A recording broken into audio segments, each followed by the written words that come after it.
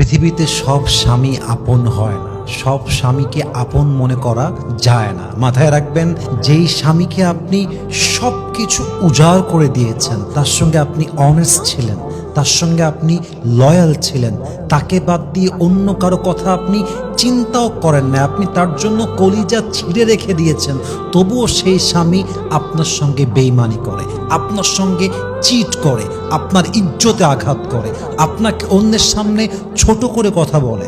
মাথায় রাখবেন, যেই স্বামীকে সব কিছু উজাড় করে দেওয়ার পরেও স্বামী থাকতে চায় না, স্বামী বেইমানি করে, সেই স্বামী কখনো বেস্ট হাজব্যান্ড হতেই পারে না। ঠিক কিনা বলেন?